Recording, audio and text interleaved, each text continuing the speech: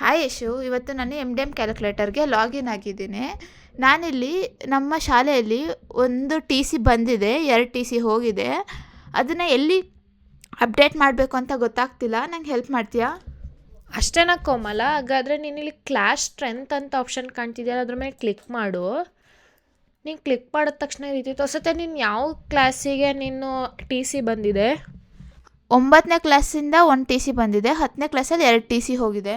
ಹಾಗಾದರೆ ಕ್ಲಾಸ್ 9 ಪಕ್ಕ ಇಲ್ಲಿ 22 ಅಂತ ಇಲ್ಲ, ಅದ್ರ ಪಕ್ಕ ಅಪ್ಡೇಟ್ ಅಂತ ಬ್ಲೂ ಕಲರ್ ಬಾಕ್ಸಲ್ಲಿ ಕಾಣಿಸ್ತಿದೆಯಲ್ಲ, ಅದ್ರ ಮೇಲೆ ಕ್ಲಿಕ್ ಮಾಡು. ನೋಡು, ಕ್ಲಿಕ್ ಮಾಡಿದ ತಕ್ಷಣ ಈ ರೀತಿ ಕೇಳುತ್ತೆ. ಡೇಟು ನೀನು ಯಾವ ಡೇಟಲ್ಲಿ ಟಿ ಸಿ ಬಂತು? ನಂದ ಯಶು ಲಾಸ್ಟ್ ಮಂತ್ 25ಗೆ ಡೇಟ್ ಬಂದಿರೋದು ಟಿ ಸಿ ಒಂದು.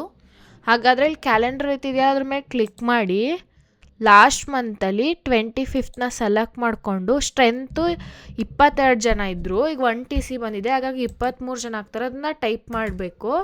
ಆಮೇಲೆ ಸೇವ್ ಅಂತ ಕಾಣಿಸ್ತಿದೆಯಲ್ಲ ಗ್ರೀನ್ ಕಲರ್ ಬಾಕ್ಸು, ಅದ್ರ ಮೇಲೆ ಕ್ಲಿಕ್ ಮಾಡು. ನೋಡು, ಇಲ್ಲಿ 23 ಅಂತ ಅಪ್ಡೇಟ್ ಆಯಿತು. ನೆಕ್ಸ್ಟ್ ಅದೇ ರೀತಿ ಕ್ಲಾಸ್ 10ನಲ್ಲಿ 2 ಟಿ ಸಿ ಹೋಗಿದೆ, ಹಾಗಾಗಿ ನೀನು ಇಲ್ಲಿ ಬ್ಲೂ ಕಲರ್ ಬಾಕ್ಸಲ್ಲಿ ಅಪ್ಡೇಟ್ ಅಂತಿದೆಯಾ, ಅದ್ರ ಮೇಲೆ ಕ್ಲಿಕ್ ಮಾಡು. ಕ್ಲಿಕ್ ಮಾಡಿ ಟಿ ಸಿ ಯಾವತ್ತು ಹೋಯಿತು, ಯಾವ ಡೇಟಲ್ಲಿ? ಟಿ ಸಿ ಯಶು 27ನೇ ತಾರೀಕು ಜೂನ್ ಮಂತಲ್ಲಿ ಹೋಗಿರೋದು. ಹಾಗಾದರೆ ಕ್ಯಾಲೆಂಡರ್ ಇತ್ತಿದೆಯಲ್ಲ, ಅದ್ರ ಮೇಲೆ ಕ್ಲಿಕ್ ಮಾಡಿ ಜೂನ್ 27ನ ಸೆಲೆಕ್ಟ್ ಮಾಡ್ಕೊ.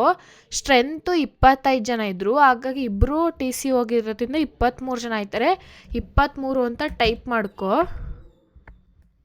ಅದಾದಮೇಲೆ ಇಲ್ಲಿ ಸೇವ್ ಅಂತ ಕಾಣಿಸ್ತಿದೆಯಲ್ಲ ಗ್ರೀನ್ ಕಲರ್ ಬಾಕ್ಸು, ಅದ್ರ ಮೇಲೆ ಕ್ಲಿಕ್ ಮಾಡು.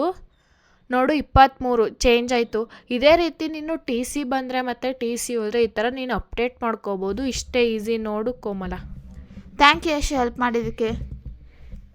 ವೆಲ್ಕಮ್ ಕೋಮಲ.